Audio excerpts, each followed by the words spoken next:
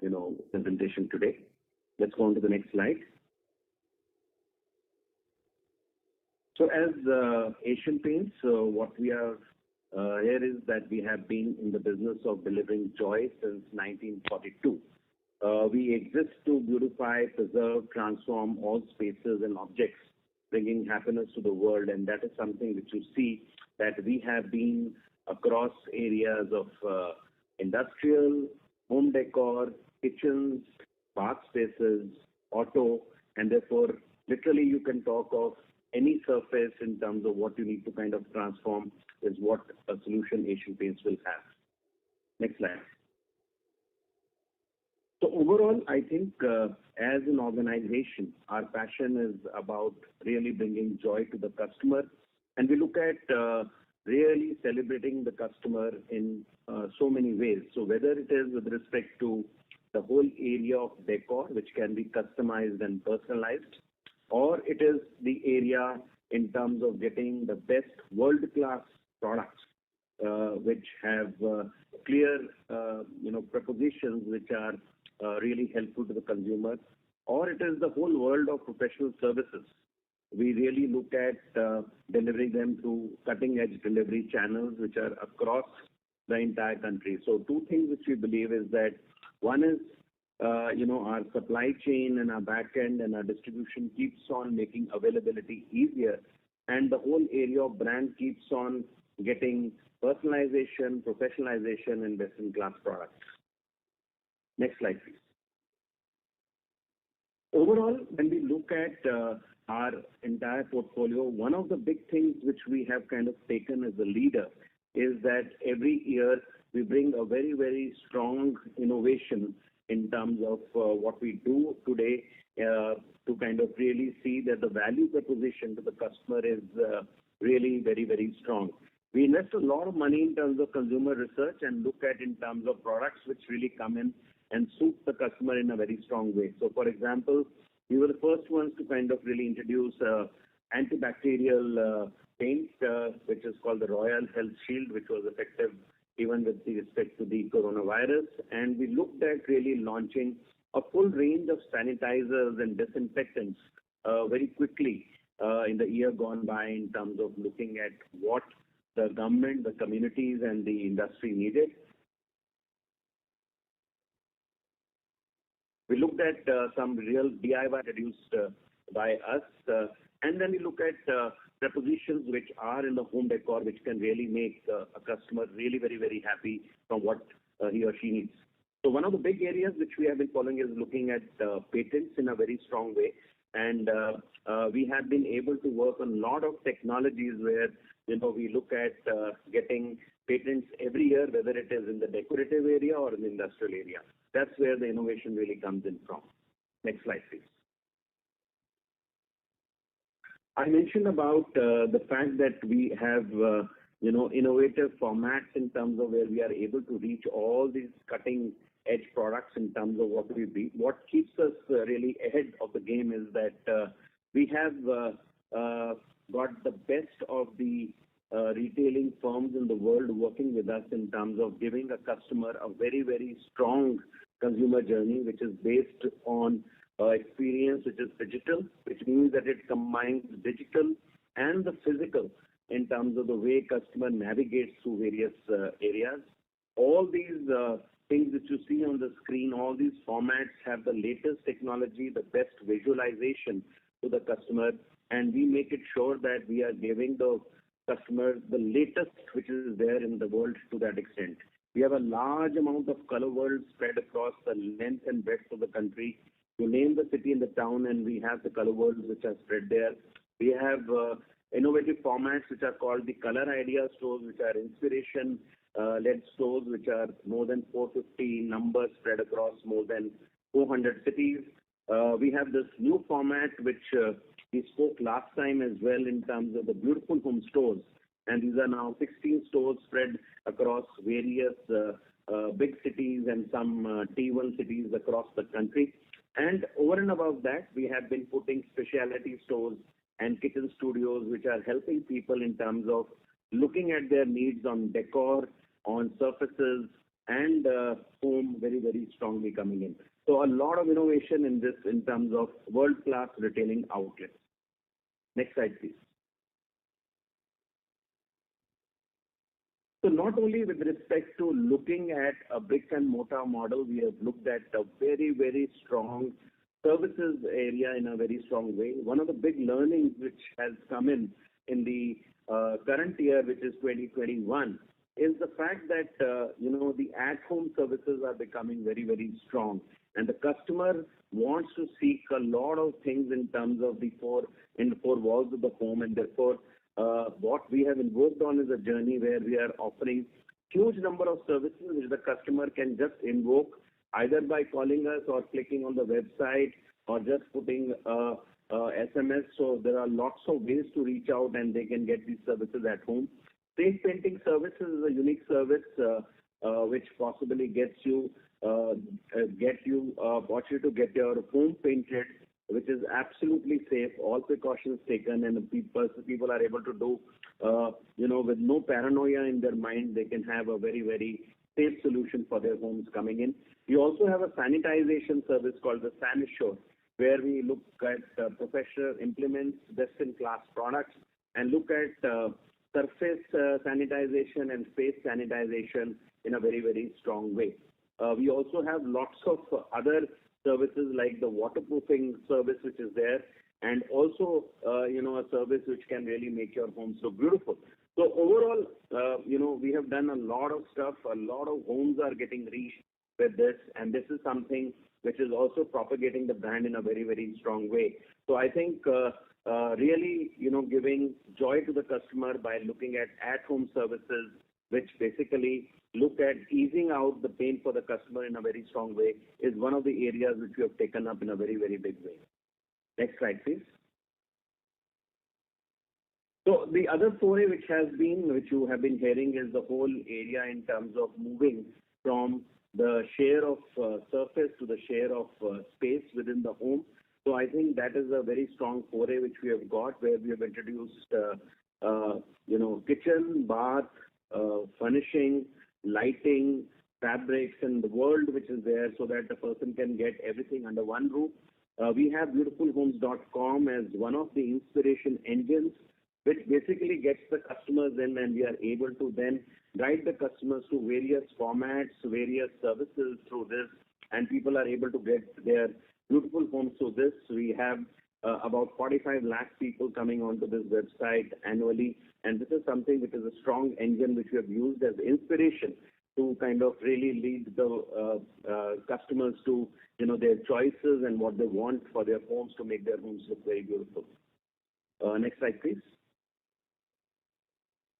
So as part of the beautifulhomes.com, what we direct people also is to a beautiful home service. This is an absolutely unique service where sitting at home you can get a hassle-free, a full renovation of your home, be it in terms of kitchen, bath, interiors, furnishing, furniture, lighting, anything which you kind of see. We are really partnering the customer in making her dream home.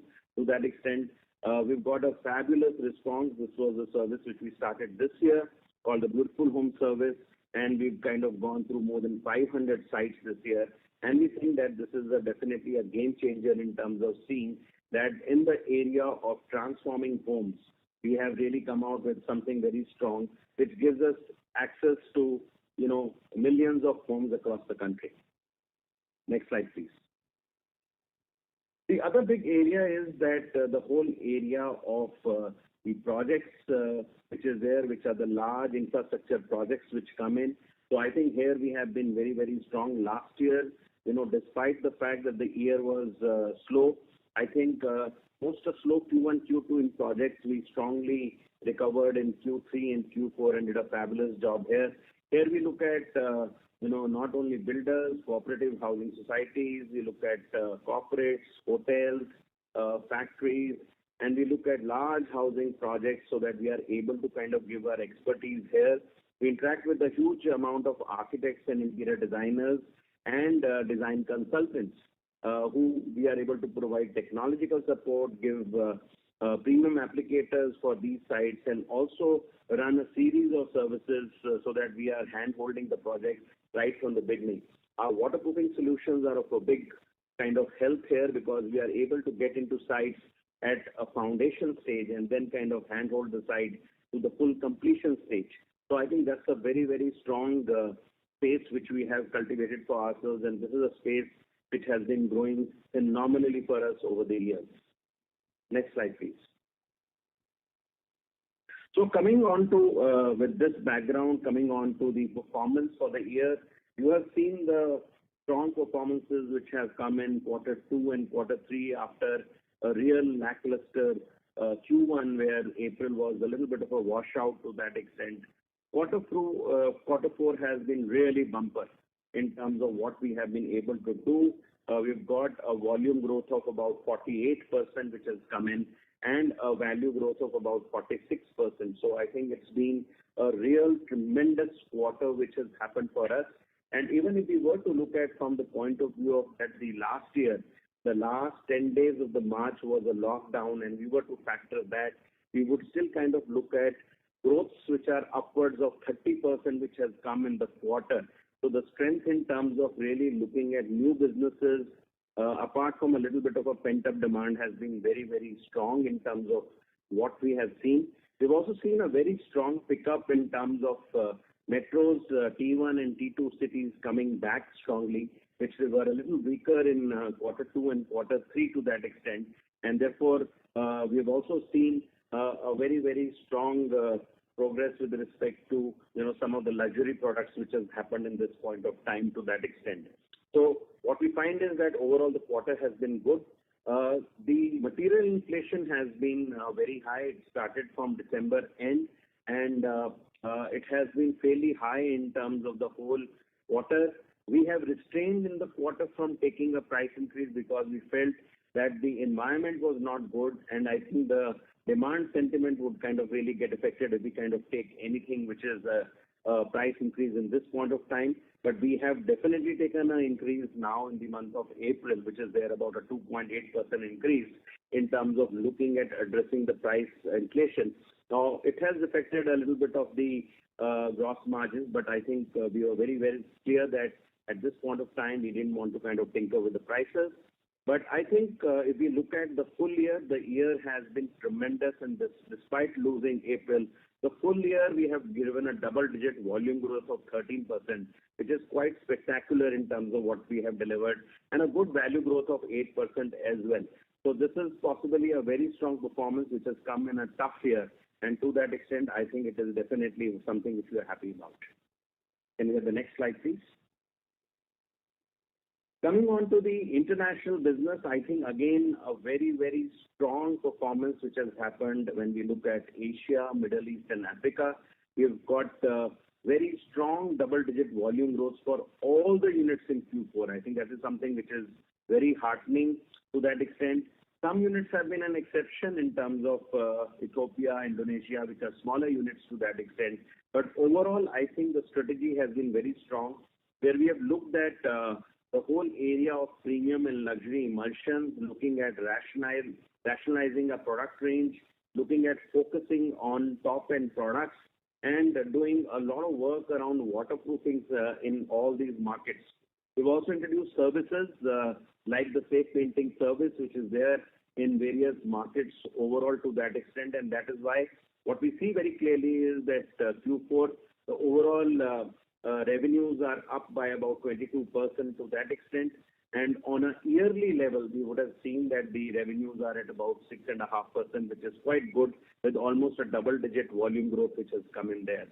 As far as the PBT is concerned, Q4 the PBT got affected in international for the very reason that the material inflation had been very high. We did not take a price increase there to that extent, and that affected the Q4 margins overall to that extent, and that is something which is reflected in the PBT. But overall, when we look at from the point of view of the full year, I think it has been a very, very strong performance in terms of the the double-digit PBT growth which comes in, which is closer to about 15%, which comes in.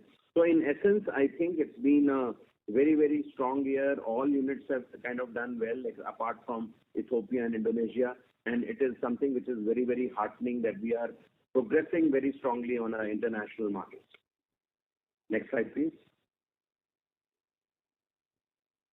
Coming to the industrial business, a lot of you know that we have a joint venture with PPG of US in two areas. One is the auto OEM business, which is there, which what we call as the the PPG AP business, which is there.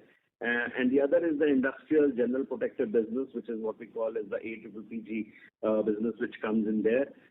Now, if you look at the overall revenues, the PPG AP business was affected in terms of the overall year, in terms of what we look at, because the auto demand was sporadic in terms of what we see, and auto refinishes were also going a little bit up and down depending on how the market was going. But a very, very strong performance in Q4, which has been registered by PPG AP.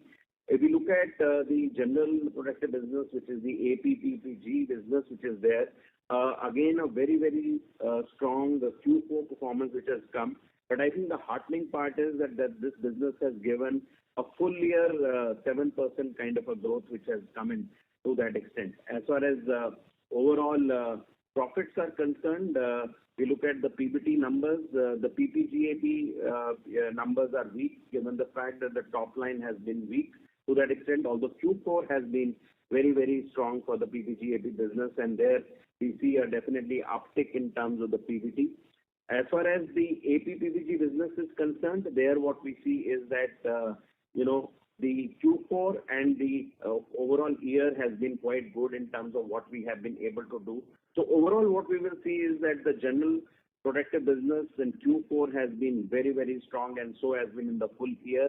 As far as the auto E business goes, Q4 has been very strong to that extent, given the auto which had opened up. But I think if you look at the full year, there has been a little bit of a miss in terms of what has happened there.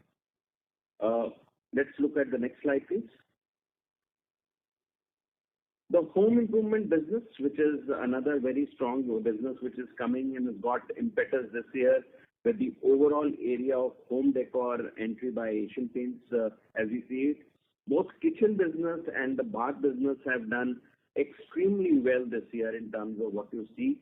If you look at from the revenues point of view, Q4 has been blockbuster in terms of what we have seen with respect to the kitchen and the bath sales which have come in, and the revenues have been very, very strong in terms of what we are seeing in terms of this business coming. 84% is the kind of growth which is there. Obviously, the numbers which are there are not very big, but the growth is very, very strong in terms of what we have been able to register. Similarly, when we look at the full year numbers, both the businesses have grown in double-digit numbers, which are there, which is 11 crores and 11% and 13%, which is there to that extent. And therefore, I think very strong revenues coming in. As far as when we look at for the both businesses, we look at the PBT numbers. The very, very heartening part is that Q3 and Q4, we have been able to kind of really literally come to break even, and Q4 also has been very strong in terms of looking at getting almost basically reducing the losses and looking at a break-even kind of a thing which is there. As a result, when we look at a full year for the kitchen, the loss has reduced from 41 crores to about 21 crores, and for bath it has reduced from 29 to 7 crores. So I think a very, very strong performance both for Q4 and for the year which has come in from the home improvement business, really guided very strongly by the entry into the home decor business in a very, very strong way. Next slide, please. So I think in summary, when you look at the overall standalone financials, Q4 has been a very strong kind of a quarter which we see. As I said, revenues of 46%, PBDIT up by 57%, PBT up by 70%, and PAT also up by about 81%. So Q4 has been very, very strong in terms of what we see. Even the PBDIT margins have gone by 162 basis points. When we look at 2021 as a full year, okay, I think the progress, given the fact that Q1 was very weak because of the lockdown and April being a washout, the overall revenues have been 8%. The volume has been definitely double digit in terms of what we have delivered. The PBDIT is up by 15%. The PBT is up by 19%, and PAT is up by 15%. And PAT and PBT would be the same if we were to adjust the fact that there was the tax rate change which would have happened. Therefore, adjusting for that, the PAT would be still closer to 19%, equivalent to PBT. So the PBTI margins there also for the full year have been up, and therefore those are very, very strong and strengthening figures for us. Let's look at the next slide. Coming to the overall consolidated financials, if you look at all the businesses put together, Q4 has been very strong, almost equivalent to what I spoke about the standalone numbers. We have revenue going up by 43%, PBTIT up by 52%, PBT up by 65%, and PAT, which is really up by 81%. So again, there has been an increase in terms of the PBTI margin numbers in a strong manner, and that is something which is really heartening. If you look at the full year, which is the financial year 2021, again the numbers are pretty strong, similar to kind of the standalone numbers, because not only the deco business but all the other businesses have done quite well. So revenue is up by 7%, PBDIT is up by about 15%, PBT is up by about 18%, and PAT is up by 15%. And given the adjustment for the tax rate which is there, which got changed for us, I think the PAT and the PBT numbers will be similar to that, about 18% to that extent. And in both cases, Q4 and for the full year, the PBTI margins, there is definitely an increase in terms of the margins which has taken place. So I think overall a good result there coming in. Next slide, please.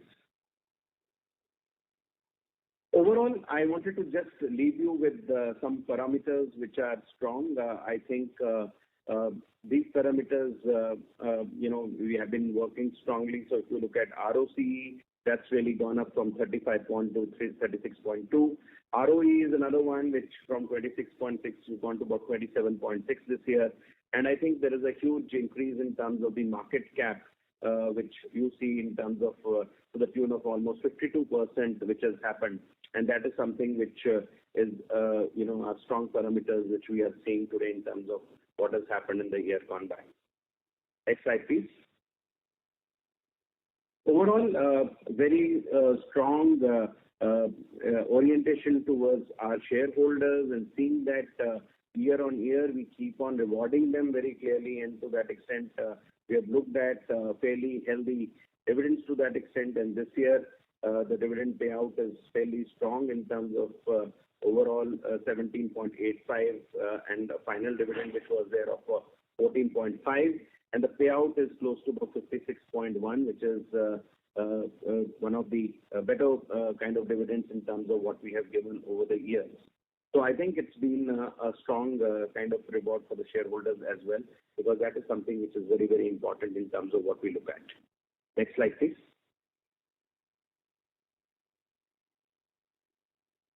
When we look at some other parameters, we wanted to just kind of leave you with certain figures. I think very strong work which is done in the environmental area. We look at not only reduction in terms of water usage in our processes, we look at also water replenishment, and we have been doing a very, very strong work in this area to that extent, and that is something which we are fairly proud of. We have looked at electricity consumption coming down over the years. Effluent reduction is a very, very strong area in terms of what we have looked at in a strong manner, and similarly anything in terms of emissions. So these numbers are very, very strongly monitored in terms of what we look at, and here the baseline is what is 2013-14, from which the reduction is being spoken of to that extent. And we feel that these are very, very important parameters as far as sustainability is concerned, in terms of looking at the fact that we are leaders in this thing. And And I think the best thing is that a huge work in terms of renewable energy, which we have done. Today we are proud to see 56% of our electricity comes from RE sources, and that is something which is pretty good. Next slide, please. We have a very, very strong commitment in terms of what we do with respect to our social commitments which are there, and we really work strongly with many NGOs and overall the work which we do in terms of skilling.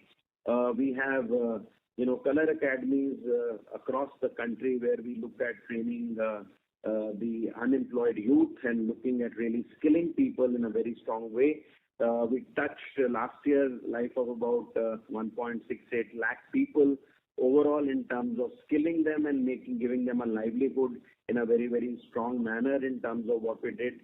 We looked at the whole area of health and hygiene strongly, where we worked in terms of looking at helping communities and hospitals and reaching out to a lot of lives and touched a lot of people there to that extent. And we also do a lot of work with respect to general education and looking at various things around water management to that extent. So I think a strong social commitment which comes in terms of the type of work which we take overall. Next slide, please. So that's the last slide in terms of what I want to talk of is that overall, yes, I think we've been very strongly able to overcome the year in terms of the way it has kind of gone by. I think progressively Q2, Q3, Q4 strong work has been taken up to that extent, and today we feel that we've been able to kind of really overcome the year. As we look forward, obviously I think we have seen a little bit of an upturn in April, and we have seen a lot of uncertainty which has come in because of the second wave which has come in. The second wave is also a little bit far more vicious from where it kind of comes in to that extent, and we have now seen that it is starting to spread into the hinterland also strongly. You virtually see a little bit of a lockdown today across the country, and we've seen even in international markets, Asia is getting affected by this. So while I think there are strong positives, the vaccination rollout is there, and we know that more and more vaccination, that's the only solution in terms of what it comes in. And I'm sure the government is trying the best in terms of looking at seeing, how this can be really done in a very, very strong manner. So today what we see is that I think we've looked at, April, still we've been able to kind of, look at the market very strongly and look at in terms of whatever we could kind of do to maximize our reach and look at it. We are currently looking at ways and means in terms of how we can look at preparedness, keep our plants going, keeping our warehouses open and looking at supplying wherever we get a chance in terms of looking at sales. Obviously, I think the environment is challenging, and we will see in terms of how it really kind of unfolds out to. There are severe inflationary pressures of the raw material which is there. It is a challenge. We have taken one increase already, and we will see that as we kind of go into the year, we will look at possibly some more increases as we kind of look at. But we also see that as we kind of go in the year, maybe some of the inflationary pressures would kind of come down overall to that extent. So that's overall how we see the the coming future in the short term to that extent, and that's what I wanted to kind of share with you. Thank you very, very much in terms of listening to this presentation, and I am now open for any questions which all of you would like to raise in terms of anything which you would like to know. Thank you, and my colleagues are joining you with respect to answering any questions which come our way. Thank you. Thank you, Mr. Ramasinghe. We will now move on to our Q&A segment. Today we have participants joining on Zoom video conferencing platform and also via telecalling platform. Requesting all participants who have joined via Zoom video conferencing platform, please use the raise hand feature to ask a question to all panelists. Kindly unmute when given a chance to ask a question. Also, please say your name and your company name before asking your question. Participants on the Zoom video platform can also post their questions on the chat box, and we will ask them on your behalf. For our participants who have joined through the telecalling toll-free number, please press *1 I repeat, please press star 1 to ask your question to the panelists. Please do say your name and company name before asking your question. So moving on, our first question is coming from Mr. Abneesh Roy. Over to you, Mr. Abneesh Roy. Please ask your question to our panelists. Yeah, thanks. This is Abneesh Roy from Edelweiss. Sorry to access your line out of the call. Mr. Devi Yashodan. Hello. I had accessed your line out of the call. Devi Yashodan. If you had muted your line, please unmute. Mr. Devi Yashodan. Hello. Hello. So want to understand in Q4, is there any specific activation event which leads to this? And what is the road to profitability in this business? Because so many years have happened and you have a very good profitability record elsewhere. So what is the issue here? Yeah, great question in terms of what you just asked. And it just shows that you've been really kind of following us very, very strongly. What we see is that, you're right that we have been in this business for some time to that extent. And what we have done last year is a very strong change in strategy in terms of looking at propelling both the kitchen and the bath business, where today we have put the, a strong might of the Asian Paints behind it in terms of looking at a lot of collaboration in terms of with the home decor entry, which has kind of taken place in terms of when we have gone into our furnishing, lighting, and furniture space to that extent.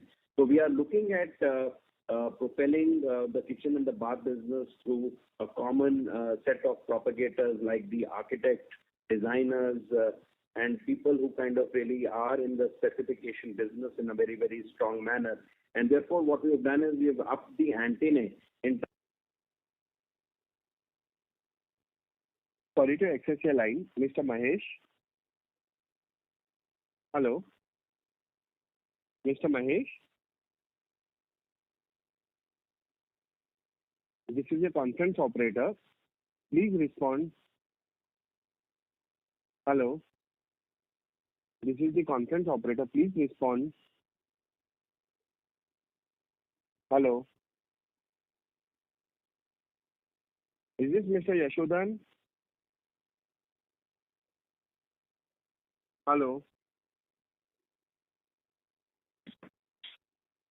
Today, the profitability has also improved to that extent. And as I said, in Q3 and Q4, we are literally saying that we have done a break even here to that extent. So I think somewhere what we see is that we have really touched the gold mine there and the gold spot in terms of really seeing that we can propel this business going forward. And that is something which we would kind of really do as we kind of go ahead.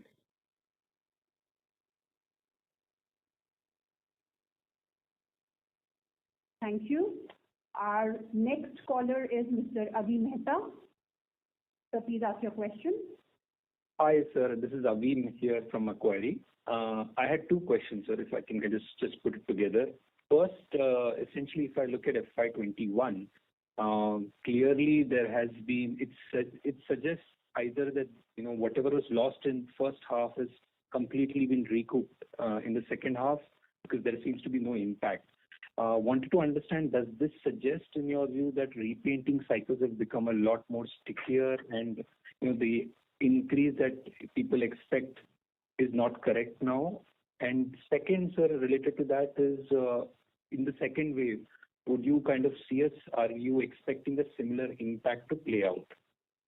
The second question, if I may, was on the gross margin and the EBITDA margin. They are now at life highs. Now, we are clearly seeing pressures, but I wanted to kind of just understand from a, conceptual point of view, that is this more a structural change? Because you've been working a lot on your procurement, on your sourcing, and on your, the the mix and the inputs that go into it. So wanted to kind of just put it, and I don't know whether it's premium as well. So wanted to kind of get your thoughts on these two, sir. Thank you very much. Okay. See, in terms of, repainting cycles, what we have seen is that, as far as the overall cycles, which were historically 7-8 years and so on and so forth, the cycles have shrunk now to about 4 and 5 years kind of a thing. But what we are clearly seeing is that in the paint industry, especially when you see the area of renovation and the whole area of repainting is concerned, that the demand is definitely sticky in the sense that there is a deferment which kind of really happens with the demand. The demand really doesn't kind of go away completely to that extent. However, having said that, there are occasion-led kind of painting which comes. There is a marriage in the family, or there is a certain event happening in the family kind of a zone, and the house comes for painting. You might kind of lose the impact because that's an event coming at that point of time to that extent. But what we see is very clearly that anything which is maintenance-led or it is renovation-led is something which clearly gets deferred to that extent, and you might not kind of lose that demand anywhere to that extent. And that is something which we saw very clearly last year, where we saw a lot of deferment from Q1 and Q2 to Q3 and Q4 to that extent.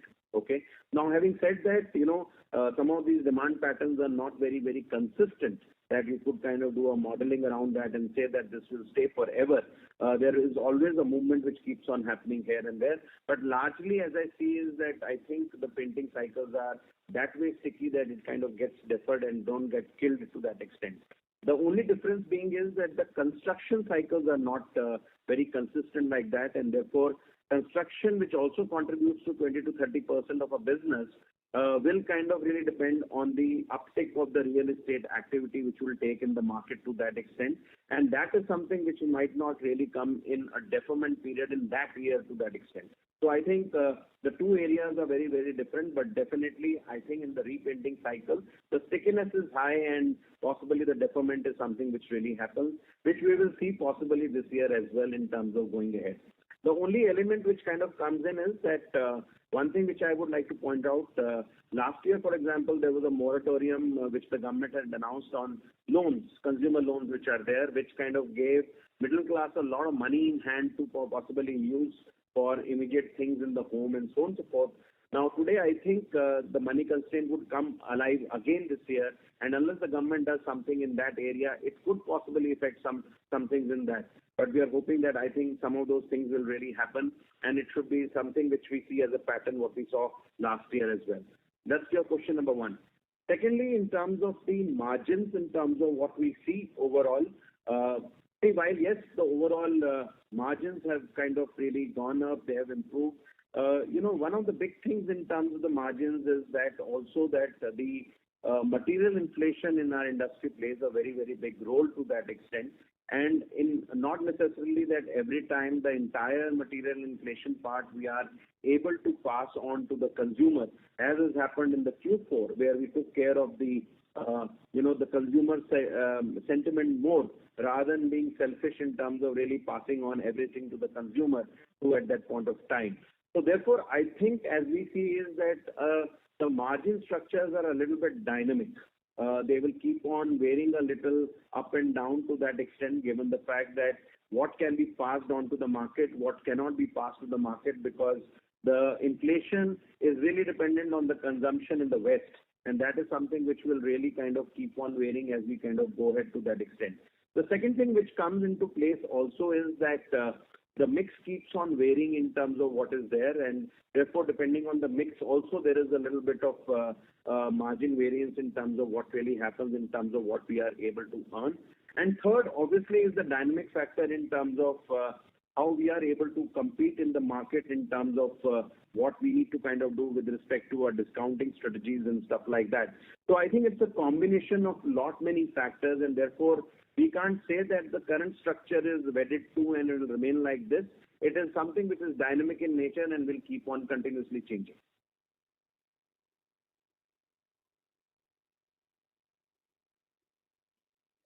Our next caller is Mr. Richard Liu. Mr. Richard Yu, may I please request you to ask your question? Hi, thank you. Just want to ensure I'm audible, right? Yes, you are. Okay, thank you. Thank you. I have a very simple question. I just want to know that, this whole difference between volume and value growth that we've been talking about for the last 20 quarters, this number of about 7 to 8% divergence, which was very, very large in Q3, has suddenly shrunk to just about 2% in Q4 as far as the parent account is concerned. I just want to understand, how to read this. And does it really mean that the portfolio rebalancing between premium, paint and 50 versus 50 and other eco products, does this mean that the rebalancing is done with and now we are at, a steady state portfolio? Thank you.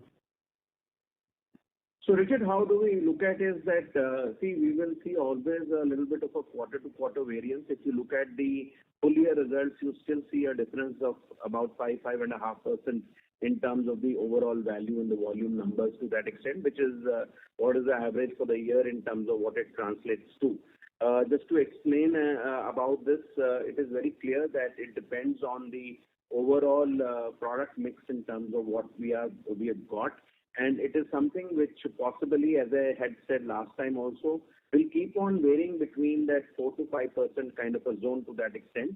However, what has happened in Q4 to make your understanding far more sharper is really that we have seen that the metro T1, T2 cities have very strongly performed, and they were not performing so much in Q2 and Q3, where the T3, T4 were really dominating the demand in terms of the way it was going. We saw a lot of pent-up demand coming in T1, T2 and metros in Q4, and we saw a sharp change with respect to the product mix in terms of our luxury and premium products to that extent, which has happened.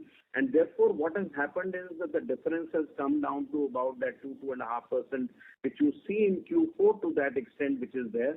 But this is not very sustainable is what we see as we look at kind of going ahead. I think the prediction is that we would kind of live in the band of about 3 to 5% as we kind of go ahead, depending on the initiatives in terms of what we are taking, the kind of product mix goes.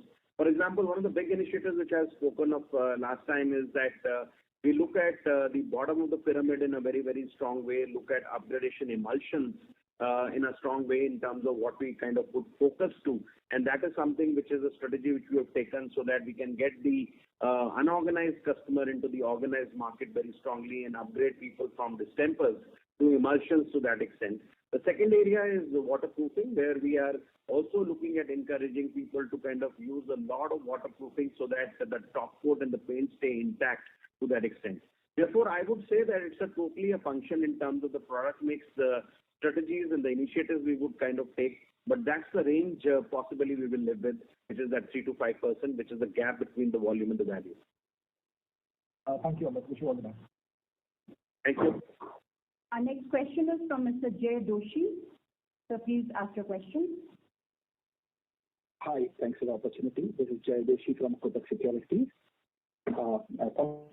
Congratulations on a great performance. I have a couple of questions. The first one is, can you tell us a little bit more about who you are gaining market share from? Your performance is clearly far better than the other players during the course of this year. And particularly in terms of, let's say, markets where you've gained share, a little bit on projects at the premium end and maybe Tamil Nadu as a market. So overall, when we look at in terms of the results and the published results for the first 9 months, what we see very clearly is that there are strong gains coming from the organized sector, which is there, which are the top 4 companies which are there, and we are gaining very, very clearly from them in a strong way as far as the the premium and the top end is kind of concerned, and various other segments which are there. And that is something which you can tabulate yourself and see that we are the fastest growing company today in terms of all the quarters which are there individually and put together for the 9 months. And we believe that possibly, given the fact that one of the competitors have kind of really put up their results, we still think that we would be the fastest growing in Q4 as well and would gain share in this quarter as well. The other thing which we are seeing is that in various markets, we think that there is a certain gain from the unorganized players also coming in, because what we see this year, the supply chain out of unorganized sector has got affected. They have not been able to reach out very effectively across the country and so on and so forth to that extent, which has given us some leeway which are there. But there are strong regional players at the same time who in their regions have done quite well to that extent in terms of which is there. But that definitely said that we would have gained from some bit from the unorganized sector also. You asked about Tamil Nadu very specifically, and we feel that in Tamil Nadu also there is a very, very strong gain which we have made from the organized players who are there to that extent. And largely in Tamil Nadu, the gain is from the organized players in a very, very strong way. We already have a fairly strong share there, but I think this year the gains from the organized sector has been very, very strong there.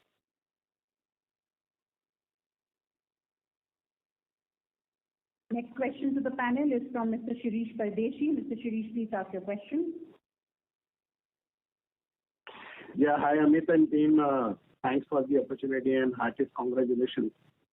You've shown the way what the paint industry is going to do. Though on one part I'm very positive on the volume growth, but I'm more curious, this volume growth quarter on quarter what we have seen, where it will settle and what are the top two things which are driving other than the distribution. I'm sure you are penetrating into the rural and hinterland, but somewhere you'll have to help us understand what kind of volume growth we can expect going forward. That's what the first question. Okay. Would you ask your second question as well, or would you ask it later? Whatever works. If you want, I can give you all the three questions. No. So I'll answer your thing. Sure. Like you, we would not like this volume to settle down. Okay. So we would like this volume to kind of really keep on going up and really kind of getting us a fairly good performance. As we see it very clearly, there are multiple areas in terms of how the volume growth is coming. If you look at today, T3, T4 cities, we have seen a trend very clearly in the last about 2 to 3 years, where the T3, T4 cities have been growing at a fairly strong rate to that extent, and it is also related to the agrarian economy and the agrarian incomes which are coming, and also related to the fact that the aspiration levels of the consumer segmentation there is changing in a very, very strong way. So therefore, I think what is very clear is that we are clearly seeing that there are people who are kind of getting from a traditional unorganized brand to a branded content to that extent, branded sector to that extent, and that is something which is fueling, as I said, the whole area of the upgradation emulsions, as we call it, in a very, very strong manner, and they have kind of fueled the the whole area of volumes in a very, very strong way. Apart from that, what we also see that when we look at the metros T1, T2, there are equitable segments there as well, because traditionally in India that you don't have that there is only affluence in metro T1, T2, which is there. There is all kinds of profiles, and we have seen that even in metros T1, T2, that there is a kind of splurge which has come with respect to some of the consumptions which you are able to get of unorganized sector consumer buying into an organized upgradation brand to that extent. So I think that is a universal thing which is kind of splurging across the country in a very, very strong way. And we have looked at introducing a huge number of variants which are value for money variants which have come in at that zone, which offer customers a lot of choices of colors and decor which they can get in, which traditionally with the distempers and other products they were not able to get. So I think that's one area which has kind of strongly got the volumes up. The second area which has happened is that today, if you look at the whole area of the undercoats, the undercoats typically are not very strongly penetrated, and they typically people tend to kind of use only the top coat sometimes, and they don't use the undercoat as an abuse to that extent. We we have propagated very strong initiatives in terms of painter awareness, painter training, where we have kind of looked at really educating the painters that a good painting has to be accompanied by undercoats in a very strong manner. Then only you can look at giving the customer a guarantee in terms of the job which has been done to that extent. And therefore, what we see is that our efforts are paying off, and there is definitely the undercoats penetration is kind of improving all across the places, and the abuse which is there to apply the paint without the undercoat is something which is much better to that extent, which is there. Third, what we see is that the quality of construction is actually going down in the market to that extent, and what we see is that the quality of the jobs done in individual bungalows and flats are not very good, and therefore it requires basically an undercoat putty and a primer to kind of give smoother walls to that extent, and therefore there is also a larger incidence in terms of using undercoats which is coming. The fourth area which I wanted to touch upon is the whole area of waterproofing. Now, waterproofing erstwhile was not very strongly, and it has been only in the last 7 years we've given it a push in a very strong manner, where we have seen that a lot of customers are now becoming aware of the fact that there are waterproofing solutions which are important because the quality of construction is poor, and the fact that any water seepage kind of kills the top coat kind of and the look of the paint in a very strong manner, and therefore waterproofing is another one which is fueling the volumes in a very, very strong manner in terms of kind of coming in. So I think there are a range of products, there are a range of solutions which are getting kind of consumed by the people, and we also see that today the whole kind of awareness coming in terms of people to use this, plus the T3, T4 ingress is something which is getting strong. All these factors would kind of really keep the whole volume game definitely alive, and we are quite pleased that we are part of that volume game.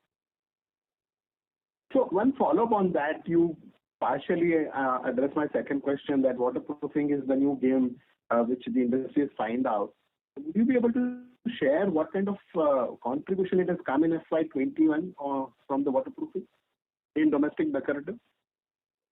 No, very difficult to share any contribution numbers there, honestly with you. But overall, what we are seeing is that definitely the waterproofing range and the products have been growing at a very, very strong path to that extent. And we are, every year looking at a lot of new products, new solutions, which we are kind of putting in the market, and especially the retail market, which was not possibly so much penetrated in terms of waterproofing. We have looked at going very strongly in that area in a big manner. So I think definitely there is a very, very strong ingress there and a very strong focus which is coming from our side, which is also fueling the growth.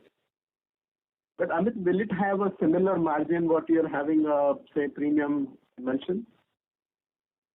Yeah, so I think one thing which we do is that we look at in terms of saying that we would not like to overall disturb the the overall gross margins which we earn, and therefore for the economy products also, which would kind of really include any kind of this thing, we would like to see that there is an equitable margin which really comes in, so that it doesn't really upset the whole game in terms of the volumes going up and affecting the margins at an overall pace.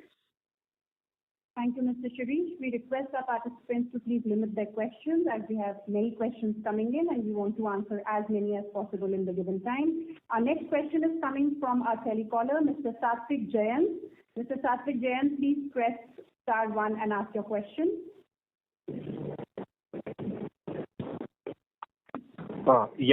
Sure. Thank you so much for the opportunity, and congrats on the great set of numbers. The one thing which was coming to my mind was in these times of very high inflation, which is expected to be there, how are you planning to maintain the gross margins? Okay. So what we have been doing is that we have launched a range of initiatives right from Q3 onwards. There are very, very strong sourcing efficiency measures which are going, where we are trying to reach out to alternate vendors. We are looking at, seeing that how is it that basically we can make the sourcing far more efficient in terms of what is there. Because please remember that given the fact that there's a large amount of consumption which happens today, I think we are able to kind of look at material procurement in a very strong manner. And therefore, what we have invoked is multiple pathways to see that the sourcing efficiencies are basically really kind of increased to the next level to that extent. The other area which we have looked at is that we have looked at coming to technology in a very big way and looked at formulation efficiencies so that we can look at seeing that the customer parameters in terms of what we give is still very, very strong and pertinent, but at the same time, we are able to kind of look at some cost efficiencies coming from our formulations in a strong way. I think these areas, or in terms of looking at certain raw material replacements and so on and so forth. So I think technology plays a very strong part, and we have got multiple breakthrough pathways in terms of what we have really invoked so that we are able to kind of get huge cost areas out of it. Please remember that the raw material contribution is more than 50%, and therefore that's a very big area in terms of which we continuously work, and now we have given it a far more stronger propellant. In addition, what we have looked at is basically our overheads in a very strong manner, and seeing that we are able to kind of really run the organization far more efficiently, look at curbing overheads to that extent as we kind of go ahead and look at a combination of all these factors to kind of take care of the margins. But at the same time, we are also looking at price increases in the coming environment in terms of saying, because everything can't be made by only these strategies, and we will look at definitely price increases in the coming environment as the market really opens. That was Mr. Satvik Jain from Perennial Fund. We request all our participants to please say their name and their company name before asking the question. The next question is coming up from Mr. Tejas Shah. Please ask your question. Yeah. Hi, team. Thanks for the opportunity and congrats on good set of numbers. So the first observation or rather question is on the choice of adjectives that we have used to define demand in the quarter, which is exceptional, outstanding, which is very contrary to how conservatively put demand scenarios usually. So is there any unusual demand tailwind that we're observing, which is more than just pent-up demand of 1 or 2 quarters of disruption, and which is much more sustainable beyond this sequential pent-up uptick that we have spoken about? So that's first question. Second is and then it is partly you answered in the earlier question, but looking at the base of healthy margins and inflationary pressure, both we are entering FY22 with, how would you play this margin versus market share dynamics this year? Would you be comfortable sacrificing margins to continue this growth momentum, or at some level we will intervene to protect margins and let go growth if at all that's the trade-off? Thanks. Okay. I would have used even far more adjectives to kind of define the growth rates for Q4, because I don't think so it is only pent-up demand as you kind of define, because if it would have been pent-up demand, the pent-up demand could have gone into Q3 and Q2 as well to that extent. So I would say that why it was exceptional, because we looked at definitely seeing new businesses kind of coming up very strongly, the new demand which was there, and it was not only the pent-up demand. So whether it was the increased construction activity, what we saw, the increased projects business which came out, the fact that there were new products which came out which got us the numbers to that extent, and the fact that the numbers would be way ahead for compared to any of the competitors, I think possibly look at defining those objectives in terms of what I spoke of. And therefore, I would like to really qualify that this is not pent-up demand only to that extent. That is one. The other part in terms of, as you said, that, as we kind of really look at market dynamics and when you look at competition, all factors kind of play together in terms of looking at how do I kind of protect my margins, how do I look at my discounting, how do I look at in terms of protecting my market share, and how do I look at gaining market share to that extent. So what is very clear is that I think over a period of time, we have been consistently gaining market share, and that is something which is a strong belief the company has. But I think just gaining the market share and not worrying about your margins is not a good strategy to kind of take. So therefore, What we want to be very clear is that we would like to gain market share as well as kind of protect our margins as well to that extent, and that is something which we will like to do for the coming financial year. Next question to the panel is from Mr. Nitin Gosar. Please say your company name and ask your question. Hi, sir. Thanks. My name is Nitin Gosar. I am from Investor Mutual Fund. So broadly, would like to understand, or if you could provide some insights on the demand part between the urban and non-urban, or maybe the way you divide it between metro, tier 1, tier 2 as one section, and the remaining as the other section. What's the volume differential? And the question to this would be, are we seeing any kind of meaningful shift in terms of premiumization basket in the urban part? This is more because of the kind of differential that we used to see between value and volume that has shrunk during the quarter. Thanks. Okay.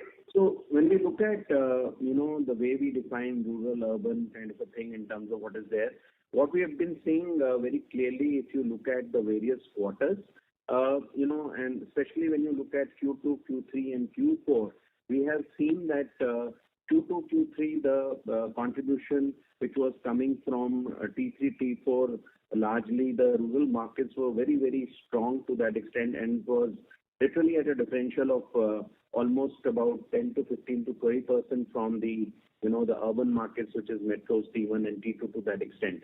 So the contribution was varying very strongly, and the other thing which was also varying was that the growth rates which were coming from the rural markets was very, very strong. What we are seeing is very clearly that there is a trend change in, I think, Q4, which has happened because the whole paranoia kind of went off.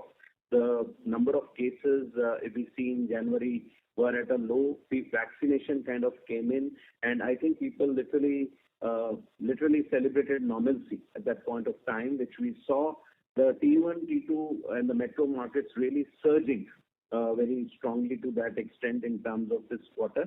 And what we saw was that the contribution from the T1, T2, and this thing, the gap really decreased between the rural and the urban markets.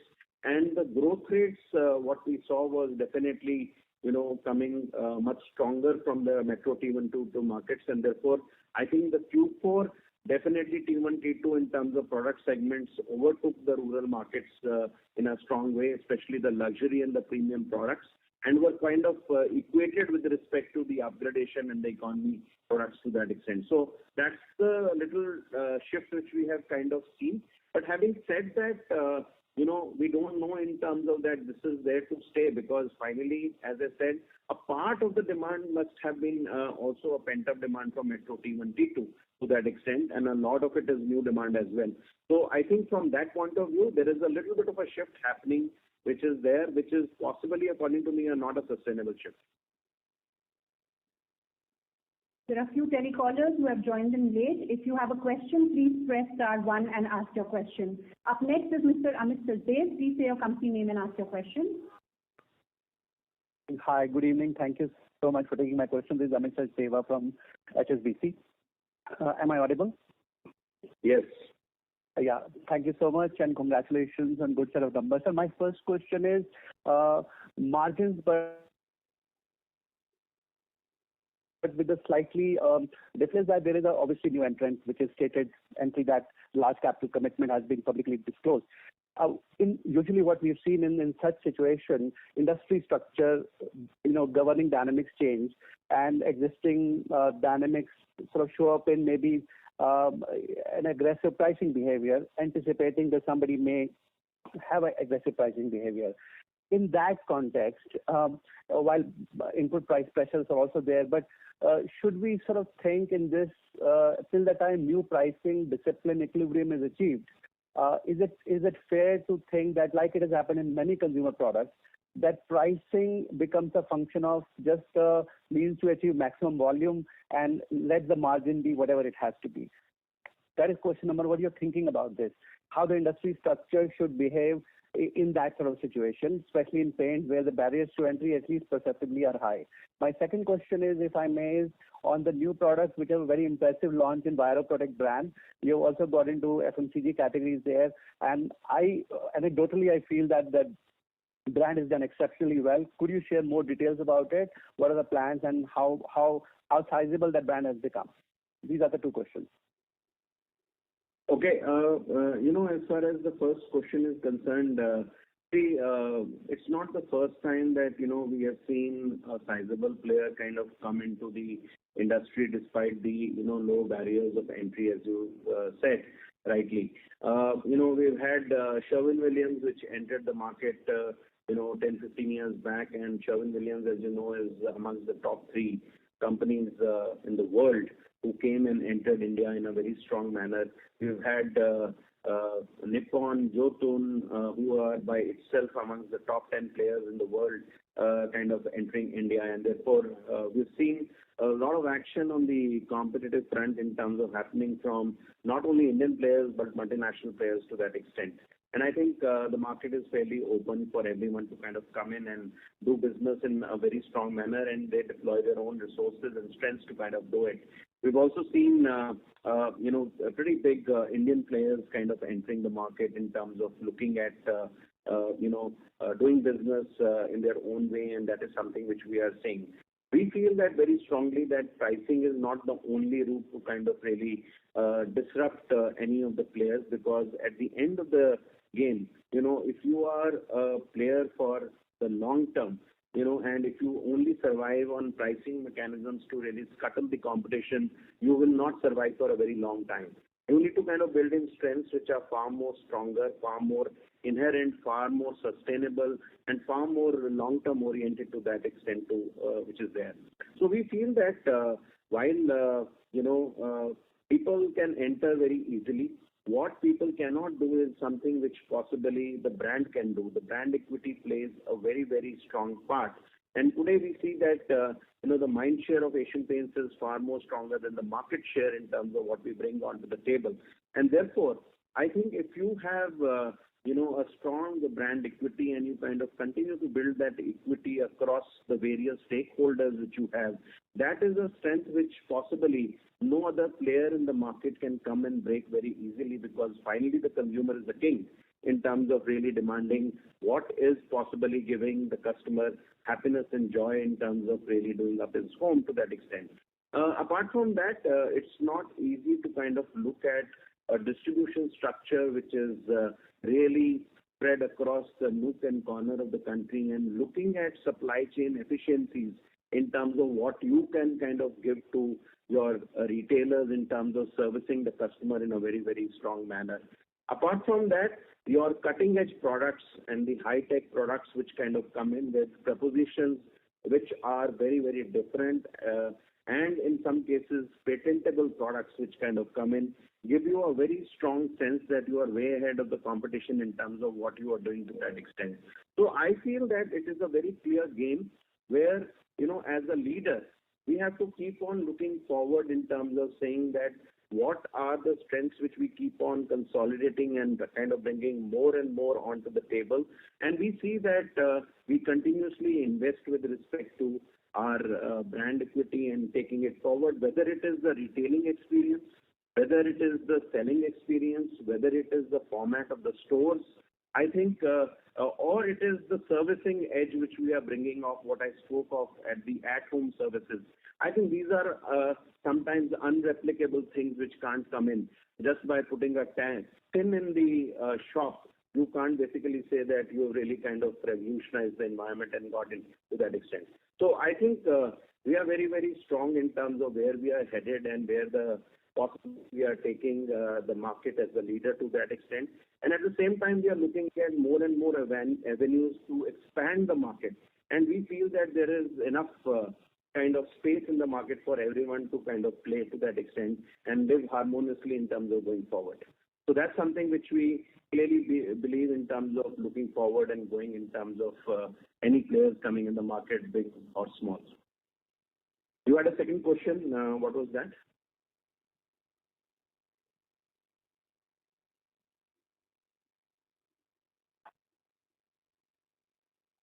We will move on to our next question, sir. Okay. Next question has come from our chat. Sorry, can I come in? I just got unmuted. I'm so sorry. It was on Wire Protect, Amit. Okay. So quickly on that, since there are a lot of callers there, just to tell you, I think what we are doing very clearly has been quite a good success in terms of what we've been able to do in terms of the range. What we have been doing is deploying the whole thing in the area where we have a Sanishore service in a very strong manner, and we are looking at deploying in the service very strongly where the space and the surfaced sanitizers. And we also kind of really want to kind of combine that with our coatings which are antibacterial and so on and so forth to that extent. And we look at possibly kind of not really aggressively taking any of the FMCG players in that manner, but we want to kind of really integrate it into our own space where we are able to give the home consumer more avenues to really celebrate, whether it is sanitation of the house or whether it is the painting of the house. Okay. Our next question has come on chat box. It has come from Kostika from New Rise, and the question is, just wanted to get sales revenue and demand outlook for FY22. How much are you expecting it to rise or fall, and what is the reason behind it? I would ask the same question back to the caller in terms of if they can give us guidance for that. Okay. Because no one knows in terms of, what is the year kind of going to be, and it is very difficult to say in terms of what is there. But however, I think we have great plans in terms of the coming year. We see that we've been able to do a certain amount of business in April, and we see that as and when the market really opens up and the situation gets to normalcy, we would be able to kind of really back very, very strongly. The initial prediction in terms of the GDP has been about 10% to that extent, and the paint market kind of really follows a certain pattern to the GDP to that extent. And depending on what is the revised GDP which really kind of comes out, I think it would define the year in terms of how the demand really pans out. Our last question for the evening is from Mr. Alok Shah. Mr. Alok Shah, please say your company name and ask your question. Hello. Yeah. Hi, this is Alok from Ambit. Yes, very good. Thank you, sir. Hi, this is Alok from Ambit Capital. I had two questions. Firstly, just if you can touch upon the current situation in terms of your depot openings, retailers, operations, etc. And second is more on a strategy question. In terms of your home decor space, it seems that all your business are mostly looking towards outsourced manufacturing and hence low capex. So my question is that what would be your ability to suffer in terms of losses? And I would presume that considering the market size are huge, you have to create the market in some sense. You should be looking at about EBITDA negative for 3 to 5 years. But what are the internal goalposts that you have that you are working with? And in terms of expansion of beautiful homes, offline shops, what would that be in terms of own, franchise, etc.? Thank you. Okay. As far as we see the current situation, I already commented that, when we look at overall these things, today all our factories are open, and today we are looking at some amount of production which is going on. As I said that April was still okay in terms of what we saw. Still some of the markets are open differentially, some up country and so on and so forth, and we are supplying to those markets through our warehouses and depots across the country to that extent. Obviously, the situation is far from normal to that extent, and we are waiting so that, with the increased vaccination and everything, the market really opens up. The good news, which I think is coming up, is that we are seeing some kind of a peak, which is kind of reaching in terms of some of the bigger cities, and we have kind of seen the curve going down. Yeah, the concern is that at the hinterland, the virus seems to be still spreading. So I think it's a mixed bag in terms of what we are seeing, but we are really kind of seeing that the market should kind of really come back in 2 to 3 weeks' time to that extent, and we are well prepared for it to that extent. That's one. The second area in terms of the home decor kind of category which you were asking, we are very strong in terms of looking at the category, and everything is not outsourced in terms of what you are saying. We have all our stores which basically sell kitchen and bath, which is our own production, which is there. We have tied up with a brand called Pure with respect to fabrics which are there to that extent. And therefore, as we are kind of going ahead, we are very clear that margins would kind of come in wherever we kind of look at possibly a strong alignment in terms of some of these brands and some of the categories which we can look at in terms of going. As we look at possibly taking this route, we are integrating this very, very strongly with our field players to that extent, so that we can give the customer under one roof the entire experience of really partnering them on the entire home front to that extent. And we feel that from that point of view, we would look at basically definitely a profitable business which would kind of really come into that extent. And we are not really looking at splurging money in terms of looking at huge losses there to that extent. And I think we are kind of going very, very carefully and meticulously in terms of looking at what we want to kind of do in this segment as we kind of really go ahead in a very big way. So I think that's the strategy we are taking as far as the online is concerned. We are using online as a very strong engine to really generate leads and look at digital consumers coming into our journey, and we are trying to create literally like a seamless omni-channel where we are able to get customers into our journey, and then we are able to direct these customers to our stores or to our service accordingly. So that's the game in terms of what we are playing online. Thank you. That was our last question. Thank you to all our participants for asking their questions. I would now like to request Mr. Amit Singhal to kindly share his closing remarks. Okay, great. I think thank you for participating and being with us during this time. And I think a lot of interesting questions which came in, and I hope we have been able to answer that some of the questions to your satisfaction. Yeah, we are going through very, very testing time, and it is something which the entire industry is worried in terms of what is there. No one kind of expected the second wave to kind of come in this manner, which it has come in to that extent. But as we see it, I think we are now more kind of equipped to kind of understand this entire virus and what precautions to take, what needs to do. Our scientists and doctors understand it far more to that extent. And we see that we are better equipped to kind of tackle this. Yes, there is a current paranoia which is high, but I think government is also looking at seeing that there is increased vaccination, because that's the only solution in terms of what can come into that extent. We are looking at entire thing very, very positively, and we are looking at saying that we would be able to, really have optimistic way of handling this entire situation. And as I said earlier, we're also seeing now, the peaks kind of reaching in various cities, and especially when we see the earlier things like Maharashtra, Delhi, and so on and so forth, already kind of reaching a peak to that extent. And therefore, we are fairly optimistic in terms of saying that these things will get control and the markets would start opening far more strongly as we kind of go ahead. I would also like to kind of extend saying that all of you take care. Be safe and take precautions, because I think precautions are the best way of staying safe from this. Take your vaccinations, get yourself registered, and we hope that you continue to bring joy into your lives by using Asian Paints. Thank you. Thank you, Mr. Amit Singhal, and thank you to our panelists. Thank you to all our participants for joining us tonight at the Asian Paints Investor Conference Q4FY21 results. Thank you and good night.